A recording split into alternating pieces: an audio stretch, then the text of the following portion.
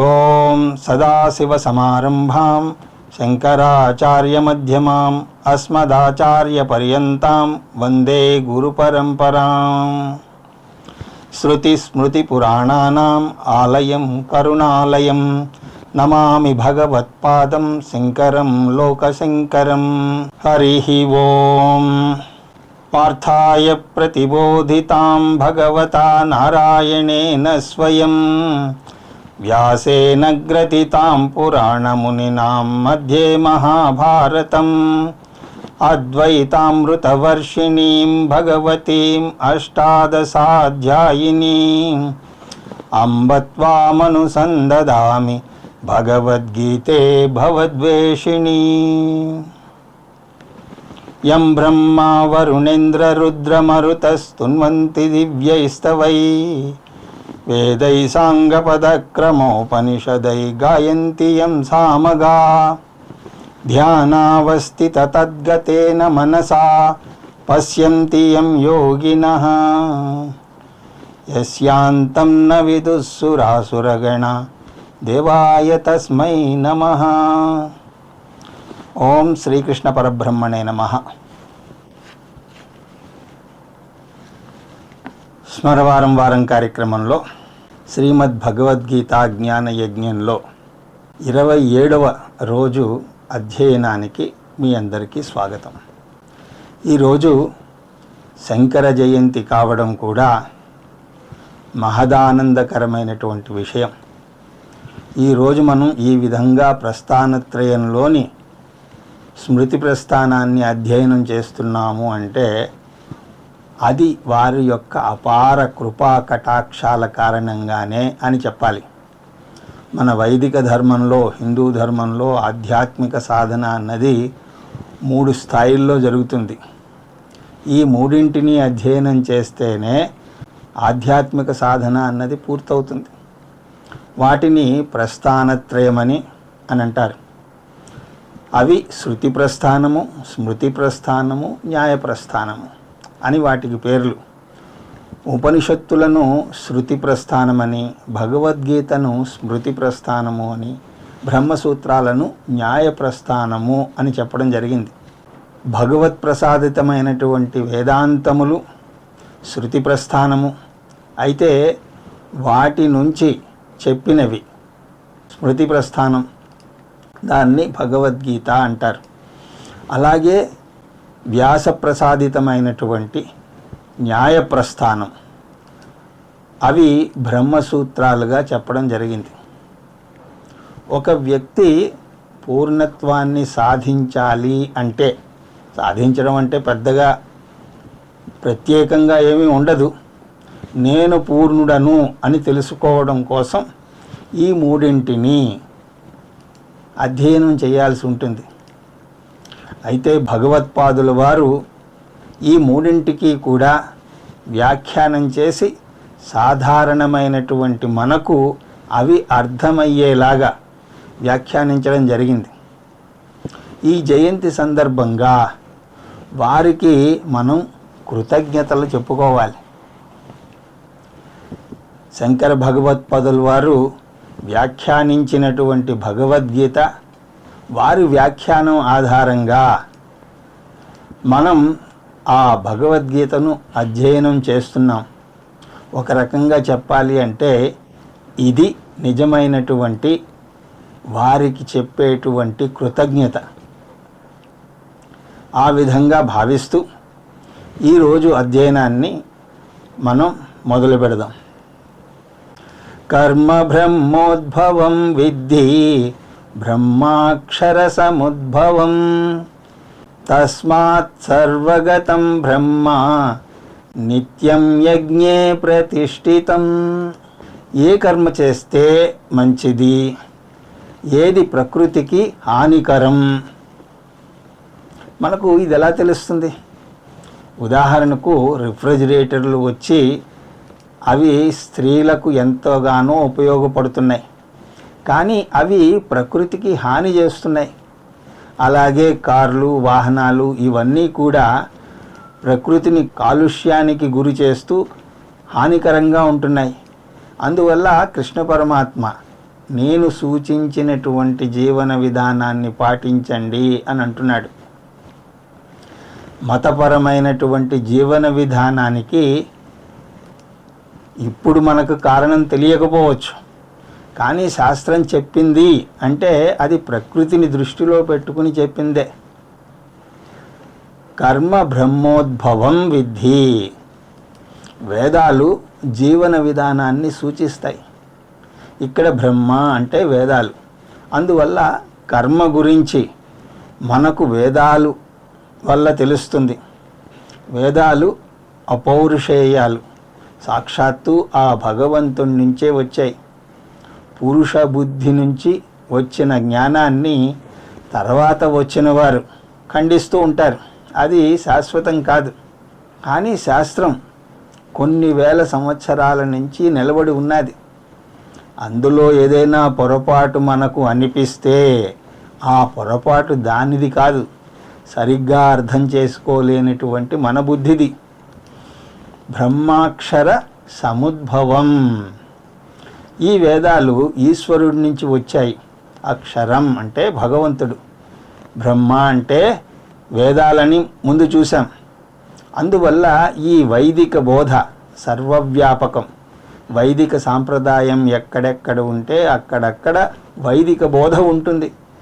ఎక్కడ యజ్ఞం జరుగుతుందో, ఎక్కడ త్యాగం ఉంటుందో, ఎక్కడ దానం ఉంటుందో అక్కడ వైదిక బోధ నెలకొని ఉంటుంది. భగవంతుడి నుంచి ఈ వేదాలను ఋషులు వారి సత్వగుణం చేత అందుకున్నారు.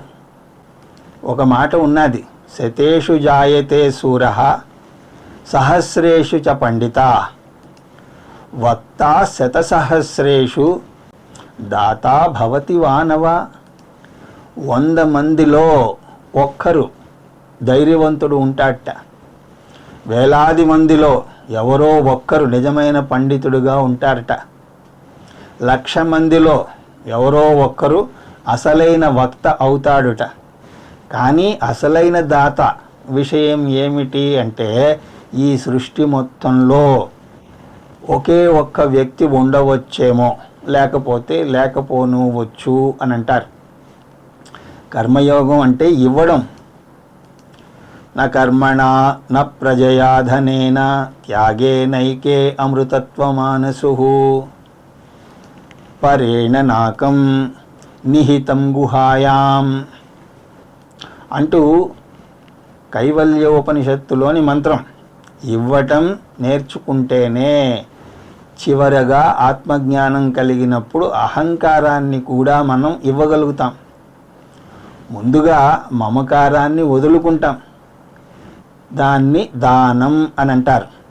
ఆ తర్వాత అహంకారాన్ని వదులుకుంటాం. ముందుగా మమకారాన్ని వదులుకుంటాం, దాని తర్వాత అహంకారాన్ని వదులుకుంటాం. కర్మయోగం అంటే మమకార త్యాగం, జ్ఞానయోగం అంటే అహంకార త్యాగం.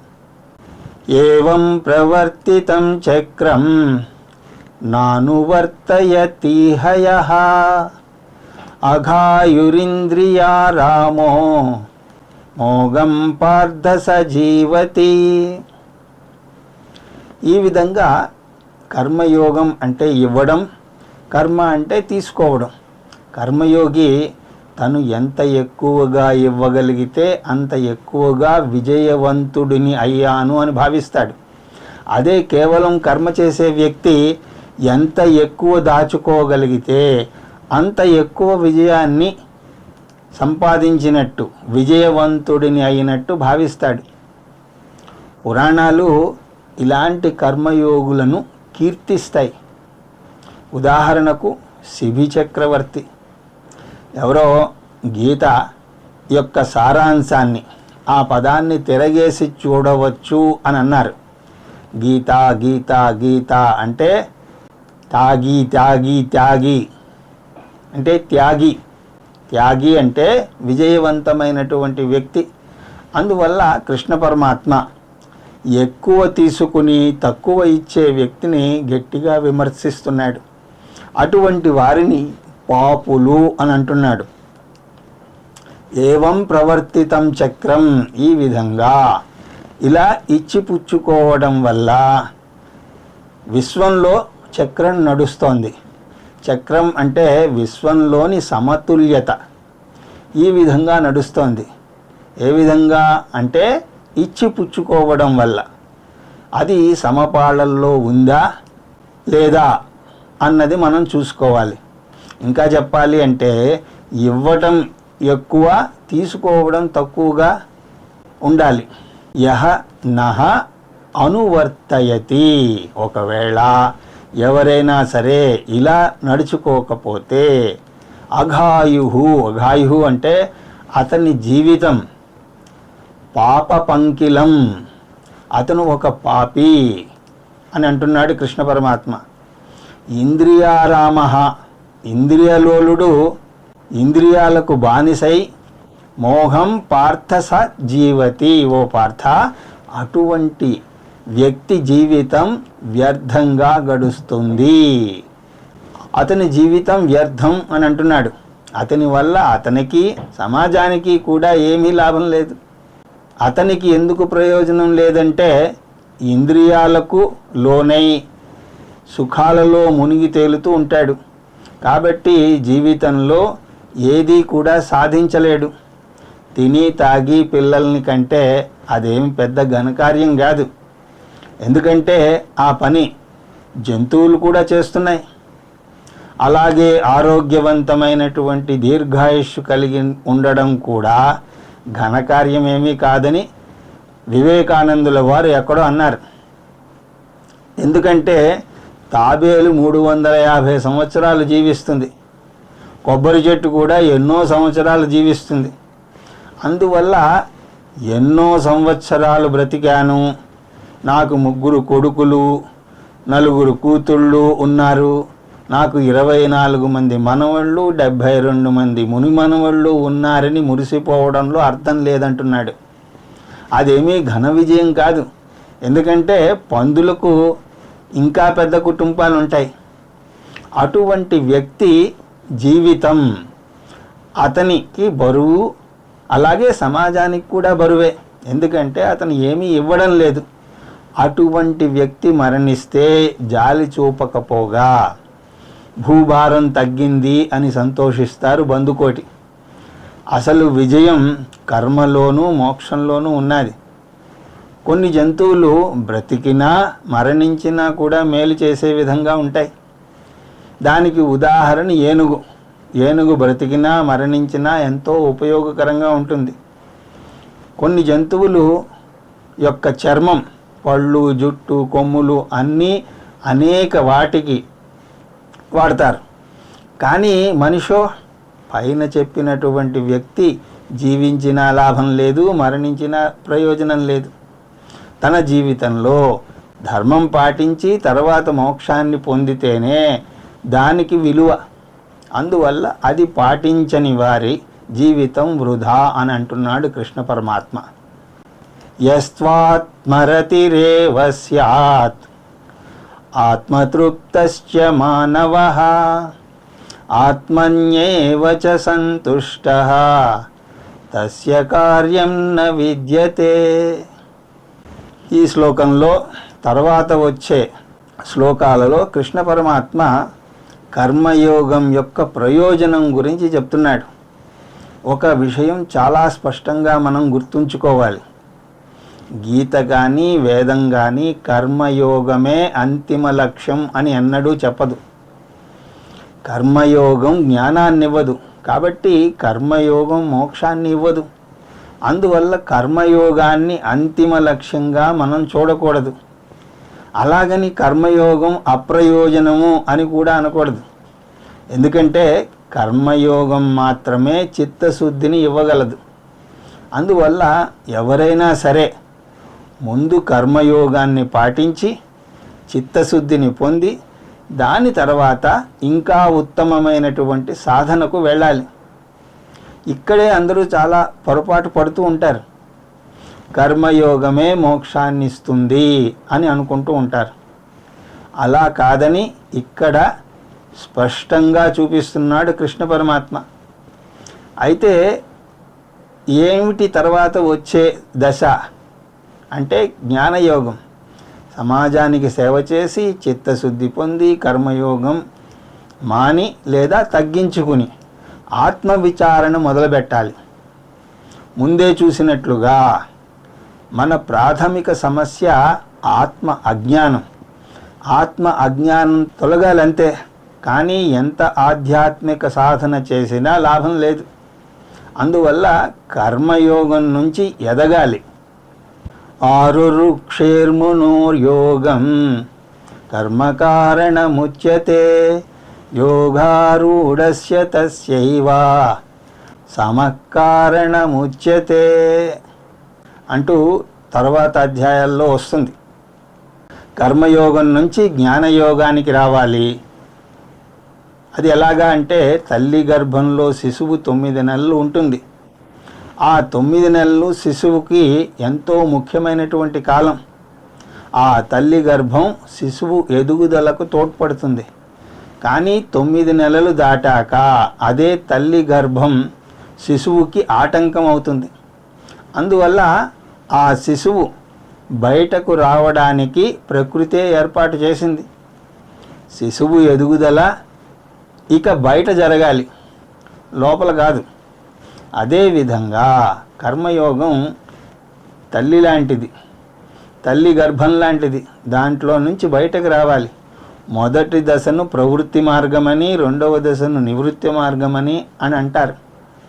ప్రవృత్తి మార్గంలో బాహ్యముఖంగా ఉంటే నివృత్తి మార్గంలో అంతర్ముఖులవుతాం.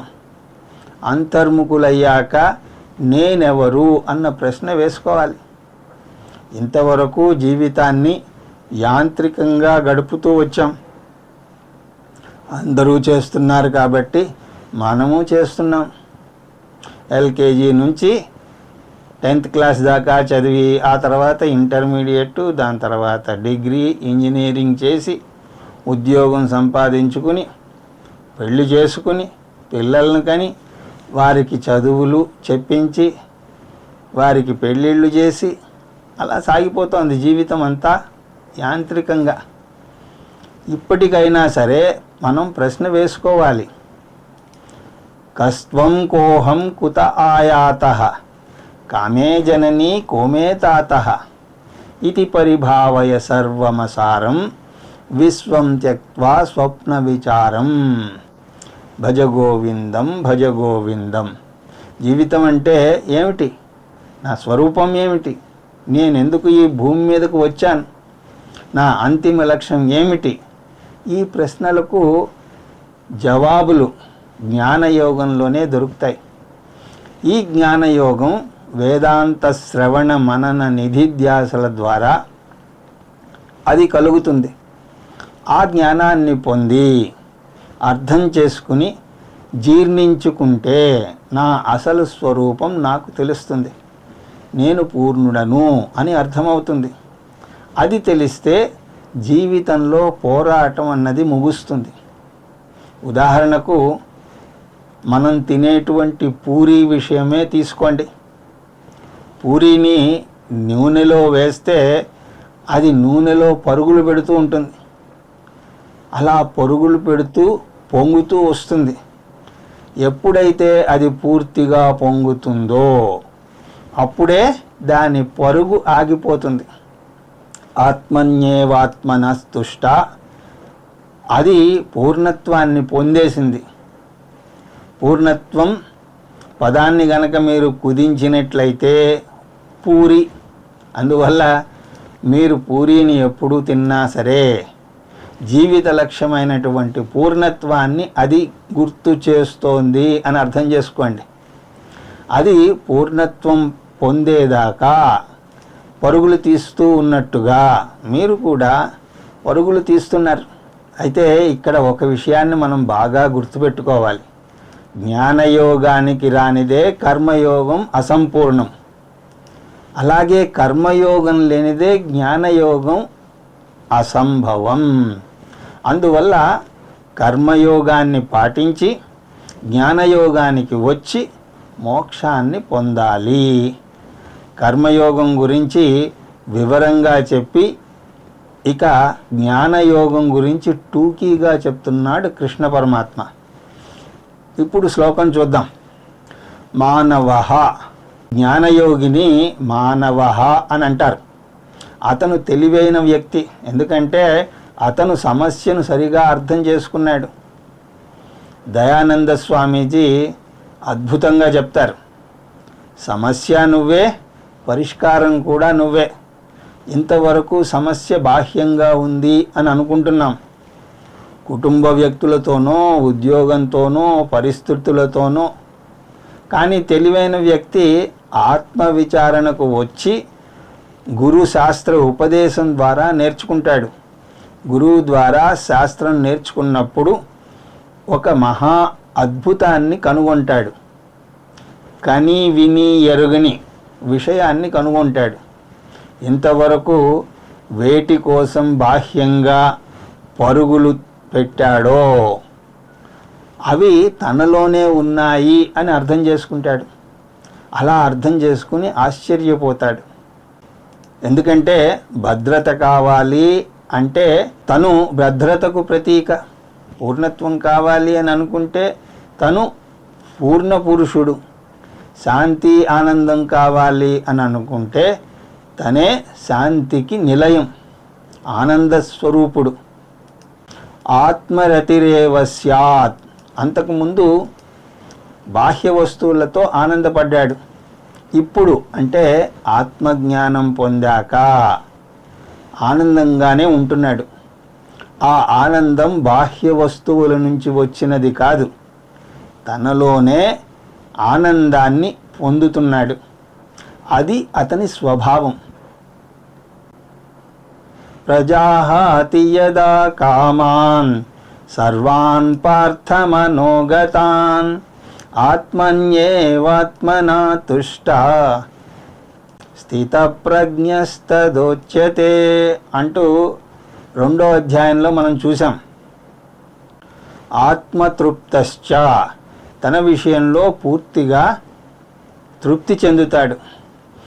ఇంకా ఎక్కువ కావాలనుకోడు, ఎందుకంటే అతను పూర్ణుడు. పూర్ణత్వం అంటే అనంతత్వం. అనంతాన్ని మించి ఇంకొకటి లేదు కదా. లౌకిక ప్రపంచంలో ఎంత సాధించినా దానికన్నా ఉన్నతమైనది ఏదో ఒకటి ఉంటూనే ఉంటుంది. ఆత్మన్యేవచ సంతుష్టః, అతను ఆత్మలోనే తృప్తి చెందుతాడు. బాహ్య వస్తువుల మీద ఆధారపడడు. నేను ఆనందాన్నిచ్చే వస్తువుల్లో ఒకడిని కాను, నేనే ఆనంద స్వరూపుడను అని తెలుసుకుంటాడు. తస్య కార్యం న విద్యతే. ఆ తర్వాత అతని జీవితంలో ఏ విధమైనటువంటి పోరాటం ఉండదు. దాని తర్వాత ఏం చేసినా పూర్ణత్వం కోసం చెయ్యడు, పూర్ణత్వంతో చేస్తాడు. ఇదే జ్ఞానికి అజ్ఞానికి మధ్య వ్యత్యాసం. జ్ఞాని పూర్ణత్వంతో చేస్తే అజ్ఞాని పూర్ణత్వం కోసం పని చేస్తాడు. పూర్ణత్వం కోసం చేసే పని దానిని సంసారం అని అంటారు. పూర్ణత్వంతో చేసే పనిలో ఆనందం ఉంటుంది, దాన్ని లీలా అని అంటారు. అందువల్లనే రామలీల, కృష్ణలీల అన్న పదాలు వాడతారు. నైవ తస్య కృతేనార్థో నా కృతేనేహ కశ్చన నచాస్య సర్వభూతేషు కశ్చిదర్థవ్యపాశ్రయః. జ్ఞానయోగి అంతరస్వేచ్ఛను కనుగొంటాడు. బాహ్యంగా ఎన్నటికీ స్వేచ్ఛను పొందలేం. ఎందుకంటే శారీరకంగా మనం అనేక బాహ్య విషయాల మీద ఆధారపడతాం. మనకు ఆహారం కావాలి, వస్తువులు కావాలి, నిల్చోడానికి నీడ కావాలి. ఆఖరికి రోడ్డు మీద కారు ప్రయాణం చేస్తున్నా కూడా ట్రాఫిక్ నియమాలను పాటించాలి. నిజానికి శారీరక స్వేచ్ఛను కోరుకోకూడదు.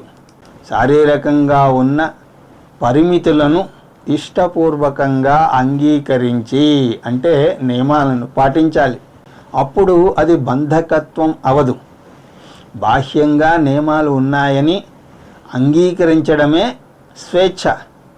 కానీ ఆంతరంగంగా చూస్తే పూర్తి స్వేచ్ఛను పొందగలం. ఆ ఆంతర స్వేచ్ఛను మోక్షము అని అంటారు. ఈ జ్ఞాని ఎంత స్వేచ్ఛగా ఉంటాడంటే అతను పని చేసినా బాధపడడు, చేయకపోయినా సరే బాధపడ్డు. కొంతమంది పని చేయకుండా ఒక్క క్షణం కూడా ఖాళీగా కూర్చోలేరు. వారికి సెలవు వస్తోంది అంటే ఎంతో భయం. ఆ రోజు ఏ ఏ పనులు చేయాలో 100 ప్రణాళికలు ముందుగానే వేసుకుంటారు. అలాంటి వారికి నీకు నడుం నొప్పి వచ్చింది, 1 నెల మంచం దిగకు అంటే అయిపోయి వారి పని అయిపోతుంది. ఇంకో రకం మనుషులు కూడా ఉంటారు. వారు ఇటు చెంబు తీసి అటు పెట్టరు. దాహం వేస్తున్నా సరే ఎవరైనా అటువైపు నుంచి వచ్చేదాకా చూసి వారిని నీళ్లు తీసుకురా అని అంటారు. కృష్ణ పరమాత్మ జ్ఞాని ఈ 2 కోవలకు చెందడు అని చెప్తున్నారు. తస్య కృతేన అర్థః న. జ్ఞాని కర్మ ద్వారా ఏ ఫలాన్ని ఆశించడు. నా అకృతేన ఇహ కశ్చన. పని చెయ్యకపోవడం వల్ల కూడా ఏ ఫలాన్ని ఆశించడు. అంటే అతను పని మీద కానీ పని చెయ్యకపోవడం మీద కానీ ఆధారపడడు. మనకు వృద్ధాప్యం ఒక పెద్ద బెంగ. కళ్ళు కనిపించవు, చెవులు వినపడవు. ఎవరితోనైనా మాట్లాడదామనుకుంటే వారు మనను చూస్తూనే ఆమడ దూరం పారిపోతారు. ఆర్థికంగా ఏ లోటు లేకపోవచ్చు, కానీ మానసికంగా ఒంటరితనం భరించలేనిది. వయస్సు పెరుగుతున్న కొద్దీ మనుషులకు దూరమవుతూ వస్తారు. మరణం కొంతమందిని దూరం చేస్తే వేరే కారణాలు మరికొంతమందిని దూరం చేస్తాయి. ఎవరో పెంపుడు కుక్క చనిపోతే చాలా రోజులు కుంగిపోతారు కొంతమంది. ఒక భర్త అయితే వచ్చే జన్మలో మా ఆవిడకు పెంపుడు కుక్కగా పుట్టాలి అని అనుకుంటున్నట్ట. ఎందుకంటే ఆవిడ ఎక్కడికి వెళ్ళి వచ్చినా సరే రాగానే భర్త తిన్నాడో తాగాడో చూడకుండా కుక్కకి ఏమైనా పెట్టారా లేదా అని అడుగుతుందిట. నచాస్య సర్వభూతేషు కశ్చిదర్థ వ్యపాశ్రయః. సృష్టి మొత్తంలో జ్ఞాని ఎవరి మీద ఆధారపడడు. అందువల్ల మన ప్రయాణం ప్రపంచం మీద ఆధారపడడం నుంచి దేవుని మీదకు ఆధారపడడం దశకు వచ్చి, ఆ తర్వాత దేవుని మీద పడడం దశ నుంచి మన మీద మనం ఆధారపడడం దశకు రావాలి. ప్రపంచం మీద ఆధారపడడం కేవలం కర్మ. దేవుని మీద ఆధారపడడం కర్మయోగం. మన మీద మనం ఆధారపడడం జ్ఞానయోగం. సంసారం నుంచి భక్తికి, భక్తి నుంచి జ్ఞానానికి మన ప్రయాణం సాగాలి. జ్ఞానం యొక్క పరాకాష్ఠ గురించి చెప్తున్నాడు కృష్ణ పరమాత్మ. జ్ఞాని ఎవరి మీద ఆధారపడడు అని. తస్మాదసక్త సతతం కార్యం కర్మ సమాచరా అసక్తో హ్యచరన్ కర్మ పరమాప్నోతి పురుషః. అందువల్ల కృష్ణ పరమాత్మ అర్జునుడికి సలహా ఇస్తున్నాడు. అర్జున, ఇప్పుడు నీ లక్ష్యం చాలా స్పష్టంగా ఉన్నది. మోక్షం అంటే భావపరంగా పూర్తి స్వేచ్ఛ, పూర్ణత్వం నీ లక్ష్యం. ఎందుకంటే దానికోసమే మన పోరాటం అంతా. తెలుసో తెలియకో అంతర్గత స్వేచ్ఛ కోసమే మన పోరాటం అంతా సాగుతోంది. ఆ అంతర్గత స్వేచ్ఛ ఆత్మజ్ఞానం పొందితేనే సాధ్యమవుతుంది. అందువల్ల స్వేచ్ఛ కావాలి అని అనుకుంటే ఆత్మజ్ఞానాన్ని పొందాలి. ఆత్మజ్ఞానం పొందాలి అంటే చిత్తశుద్ధి కావాలి. చిత్తశుద్ధి అంటే రాగద్వేషాల నుంచి స్వేచ్ఛ పొందాలి. అశుద్ధం అంటే మోహం. ఆ మోహం ప్రపంచం ఆనంద హేతువు లేదా దుఃఖ హేతువు అనుకోవడం నుంచి వస్తుంది. ప్రపంచం ఆనందహేతువు లేదా దుఃఖహేతువు అనుకున్నన్నాళ్ళు ప్రపంచాన్ని మార్చడానికి మనం ప్రయత్నిస్తూ ఉంటాం. అలా ప్రయత్నిస్తూ ఓడిపోతూ ఉంటాం. అజ్ఞాత అహం దుఃఖహేతు, జ్ఞాత అహం సుఖహేతు. అర్థం చేసుకొని నేను దుఃఖానికి కారణాన్ని, అర్థం చేసుకున్న నేను సుఖానికి కారణాన్ని. ఈ విషయం అర్థం చేసుకునేంత వరకు మోహంలో ఉంటాం. ప్రపంచాన్ని మార్చడానికి ప్రయత్నిస్తూనే ఉంటాం. ఈ మోహం కర్మయోగం వల్ల పోతుంది. మన ప్రయాణం టూకీగా చెప్పాలి అంటే కర్మయోగాన్ని పాటించి చిత్తశుద్ధిని పొందాలి. జ్ఞానయోగాన్ని పాటించి పూర్ణత్వం అర్థం చేసుకుని మోక్షాన్ని పొందాలి. తస్మాత్ అందువల్ల కార్యం కర్మ సమాచరా, కర్మయోగాన్ని పాటించువో అర్జున. అందువల్ల కర్మయోగంతో నీ ప్రయాణాన్ని మొదలుపెట్టు. కార్యం అంటే మన ధర్మం. ఈ సందర్భంలో అర్జునుడి యొక్క ధర్మం ఏమిటి? మహాభారత యుద్ధం చేయడం. అది కూడా ఎలా చేయాలి? అసక్తః, భవిష్యత్తు గురించి భయపడకుండా, గతం గురించి కలత చెందకుండా, వర్తమానంలో ఉండి ఏం చెయ్యాలో దాన్ని మనస్ఫూర్తిగా చెయ్యాలి. సతతం, అలా ఎప్పుడూ ఉండాలి. అసక్తో హ్యచరన్ కర్మ, నువ్వు చేయాల్సిన కర్మను సరి అయిన దృక్పథంతో చేస్తే పరమాప్నోతి పురుషః, మోక్షాన్ని పొందుతావు. పరం అంటే మోక్షం. అటువంటి తెలివైన కర్మయోగి సరి అయిన దృక్పథంతో పనిచేసి తప్పకుండా మోక్షాన్ని పొందుతాడు. కానీ వెంటనే పొందుతాడు అని కాదు. ప్రయాణాన్ని మనం గుర్తుంచుకోవాలి.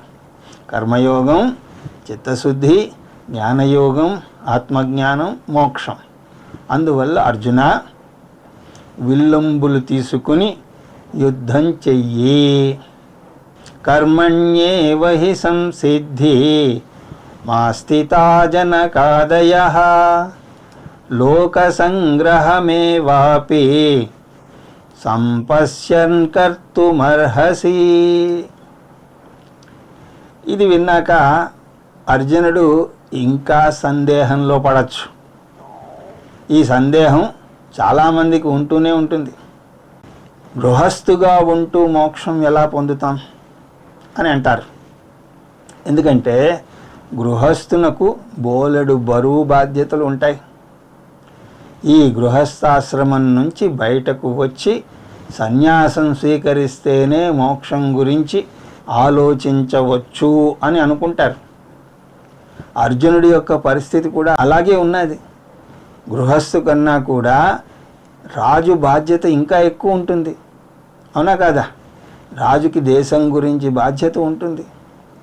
ఏదో దూరపు కొండలు నునుపు అని అంటారు. కానీ ఏ ఆశ్రమంకి ఉండే ఆ అవస్థ ఆ ఆశ్రమానికి ఉంటుంది. కొంతమంది సన్యాసులను అడిగితే పొరపాటును కూడా సన్యాసం తీసుకోకండి అని సలహా ఇస్తారు. పైగా సన్యాసాశ్రమం తీసుకుంటే వెనక్కి రాలేరు. అది వన్ వే ట్రాఫిక్ లాంటిది. సన్యాసి సన్యాసాన్ని సన్యసించలేడు. జీవితంలో ప్రతి దశని కూడా ఆశ్రమం అని అంది శాస్త్రం. ఆశ్రమంలో సన్యాసి మాత్రమే జీవించడు. గృహస్థు నడిపే జీవితాన్ని కూడా గృహస్థాశ్రమము అని అంటుంది. దీని యొక్క ఉద్దేశం మన ఆశ్రమాన్ని ఇల్లుగా, ఇంటిని ఆశ్రమంగా కూడా మలుచుకోవచ్చు. ఇంటికి ఆశ్రమానికి మధ్య ఉన్న వ్యత్యాసం ఏమిటి అంటే దాని మీద ఉన్న బంధకత్వంలో ఉన్నది ఆ తేడా అంతా. బంధకత్వం ఉంటే అది ఇల్లు, బంధకత్వం లేకపోతే అది ఆశ్రమం. సన్యాసికి బంధకత్వం ఉండదు కాబట్టి ఆయన నివసించే దాన్ని ఆశ్రమము అని అంటారు. అందువల్ల ఈ రెండింటి మధ్య భేదం బాహ్యంగా లేదు, అందులో నివసించే వారి వల్ల ఉన్నది. అందువల్ల గృహస్థులు కూడా ఆ ఆశ్రమంలో ఉంటూనే మోక్షాన్ని పొందగలరు అని ఇక్కడ కృష్ణ పరమాత్మ చెప్తున్నాడు. నిజానికి ఈ శ్లోకం గృహస్థులను స్తుతించేటువంటి శ్లోకం. గొప్ప గొప్ప రాజులు ఒక పక్క రాజ్య బాధ్యతలను వహిస్తూనే మోక్షం పొందారు. అందరికీ తెలిసినటువంటి ఉపనిషత్తుల్లో పేర్కొన్న అటువంటి రాజు జనకుడు. ఆయనను రాజర్షి అని అంటారు. బృహదారణ్యకోపనిషత్తులో రాజులు జ్ఞానులైనటువంటి సందర్భాలను చూస్తాం. దానికి ఒక ఉదాహరణ గార్గ్య అజాతశత్రువుల సంవాదం. అజాతశత్రువు రాజు, గార్గ్యుడు బ్రాహ్మణుడు. గార్గ్యుడు బ్రహ్మ గురించి చెప్తాను అని అజాతశత్రువు దగ్గరికి వెళ్తాడు. కానీ ఆయనకు తెలిసింది సగుణ బ్రహ్మ మాత్రమే, నిర్గుణ బ్రహ్మ గురించి తెలియదు. యాతావన్నా, ఇంతేనా నీకు తెలిసింది అన్నాడు రాజు. ఎందుకంటే నిర్గుణ బ్రహ్మ జ్ఞానము పొందకపోతే ఆ జ్ఞానం అసంపూర్ణం. ఉపత్వాయా నీతి అంటే అంత పండితుడు గార్గ్యుడు వెంటనే అజాతశత్రువుని తనకు నిర్గుణ బ్రహ్మ గురించి బోధించమంటాడు. ప్రతిలోమం చైతద్వద్ బ్రాహ్మణ క్షత్రియముపేయాద బ్రహ్మ మే వక్ష్యతీతి. ఒక బ్రాహ్మణుడు ఒక క్షత్రియుణ్ణి బ్రహ్మజ్ఞానం బోధించమని కోరడం విరుద్ధంగా ఉన్నది. అయినా పర్వాలేదు, దేవ్యత్వా జ్ఞాపయిష్యామి, నేను నీకు బోధిస్తాను అంటాడు. అలాగే జనకుడు కూడా బాధ్యత గల గృహస్థుడిగా ఉంటూ కర్మయోగాన్ని పాటించి చిత్తశుద్ధిని పొంది జ్ఞానాన్ని పొంది మోక్షాన్ని పొందిన తర్వాత నలుగురికి బోధించగలిగాడు. అందువల్ల అర్జున, నువ్వు జీవితం నుంచి పారిపోవాల్సిన అవసరం లేదు. గృహస్థాశ్రమంలో ఉంటూనే జ్ఞానాన్ని పొందచ్చు. జనకాదయ, జనకుడు, అశ్వపతి, అజాతశత్రువు మొదలైనటువంటి రాజులు స్వసిద్ధం అస్థితా మోక్షాన్ని పొందారు. ఎలాగా? కర్మణా ఏవ, బాధ్యతలు నిర్వహిస్తూ గృహస్థాశ్రమంలోనే ఉన్నారు. వారిలాగా అర్జునుడు కూడా ధర్మయుద్ధాన్ని చేస్తూ గృహస్థాశ్రమంలో ఉంటూ జ్ఞానాన్ని పొంది గృహస్థ జ్ఞాని అవ్వచ్చు. 4వ అధ్యాయంలో గృహస్థ జ్ఞాని గురించి కృష్ణ పరమాత్మ చాలా వివరంగా చెప్తాడు. ఈ ఉదాహరణతో అర్జునుడికి ధైర్యం నూరిపోయడంతో కర్మయోగం అయిపోయింది. ఈ శ్లోకంలోని 2వ పాదం నుంచి వేరే విషయాన్ని చర్చించబోతున్నాడు కృష్ణ పరమాత్మ. ఆ కొత్త అంశం ఎందుకు చెప్పబోతున్నాడో మనం తెలుసుకోవాలి. 3వది ఏంటంటే జ్ఞాని. అవి ఏమిటి అంటే జ్ఞాని విధులు. అవి 20వ శ్లోకం 2వ పాదం నుంచి 29వ శ్లోకం దాకా 17-18 శ్లోకాల్లో కృష్ణ పరమాత్మ కర్మయోగం చిత్తశుద్ధి పొందడానికి, తర్వాత జ్ఞానం పొందడానికి ముఖ్యమని చెప్పాడు.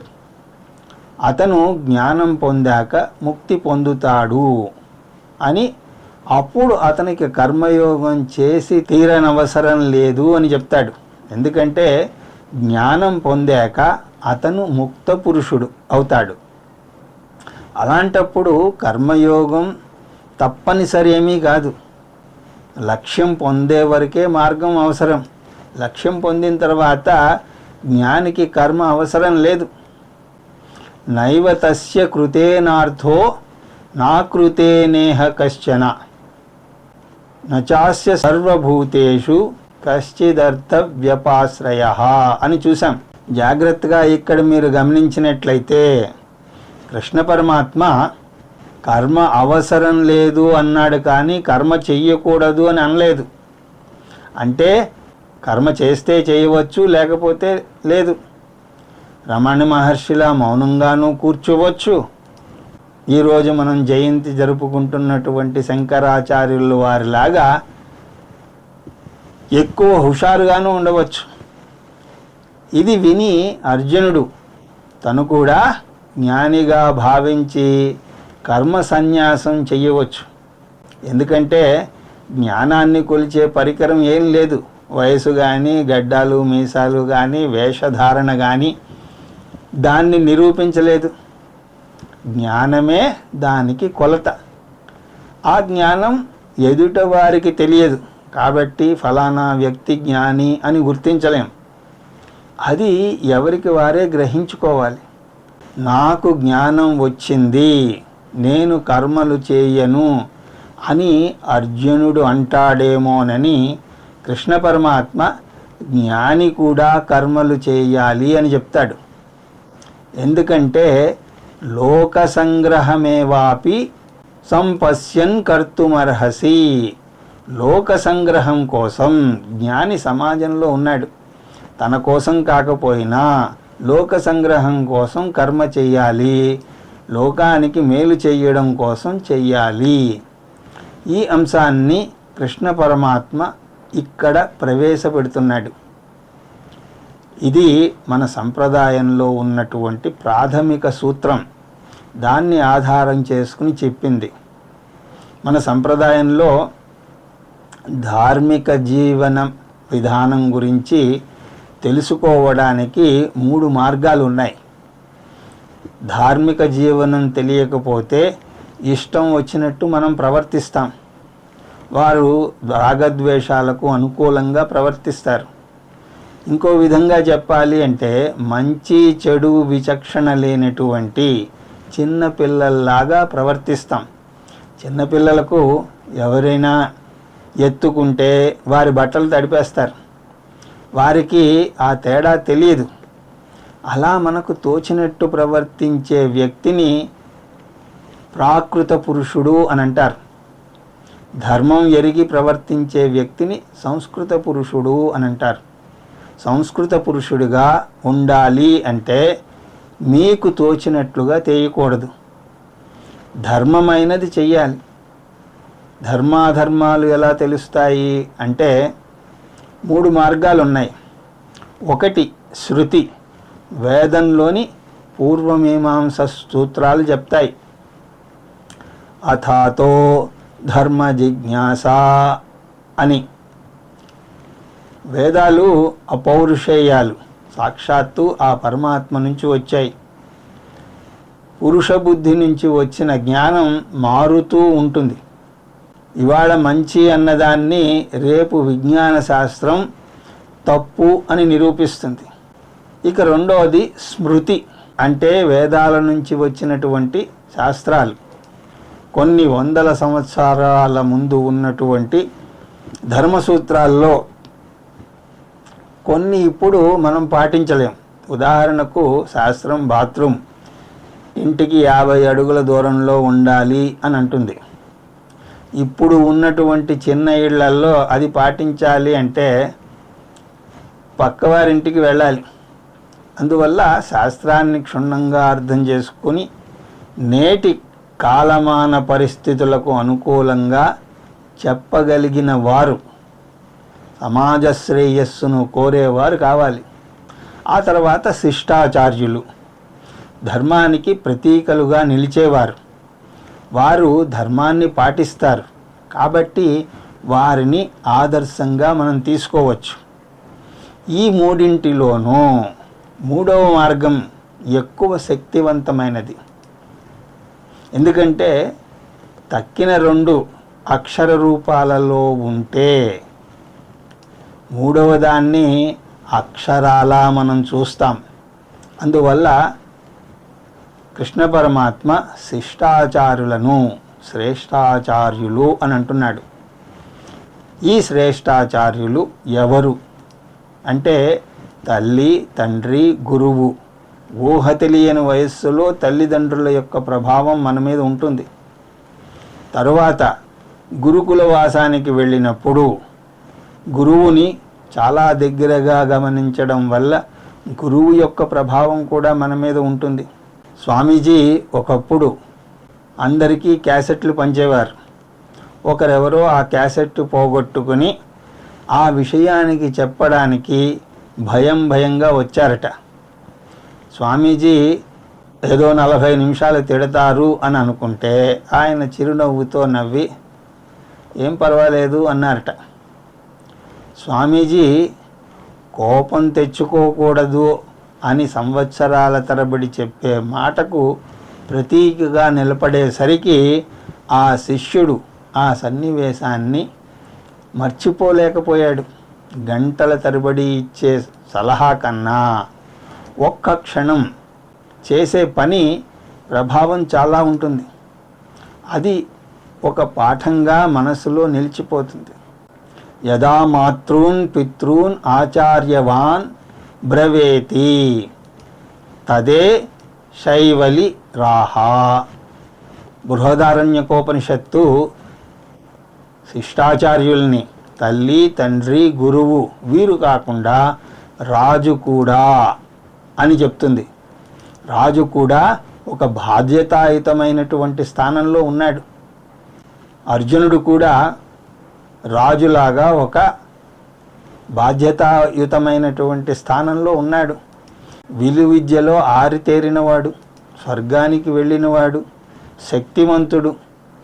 ప్రజలు అతను ఏమి చేస్తే అది ఆచరించడానికి సిద్ధంగా ఉంటారు. దురదృష్టవశాత్తు ప్రజలు చెడు పనులను అంగీకరించడానికి అనుసరించడానికే మొగ్గు చూపుతారు. విశ్వామిత్రుడు దూర్వాసుడు ఎన్నో మంచి పనులు చేశారు. కానీ ప్రజలు వాళ్ళు చేసినటువంటి చెడ్డ పనులకే ప్రాముఖ్యతనిస్తారు. దూర్వాసుడికి కోపమని విశ్వామిత్రుడు మేనక వెంటపడ్డాడు అని అంటారు. కానీ విశ్వామిత్రుడు గాయత్రీ మంత్రాన్ని దర్శించి మనకి ఇచ్చాడు. అందువల్ల అర్జునుడు శ్రేష్టాచార్యుడిగా ఉండాలి. శ్రేష్టాచార్యుని లక్షణాలు తర్వాత వచ్చే శ్లోకాలలో మనం చూస్తాం. వాటిని తర్వాత తరగతుల్లో చూసే ప్రయత్నం చేద్దాం అని తెలియజేసుకుంటూ హరి ఓం తత్సత్.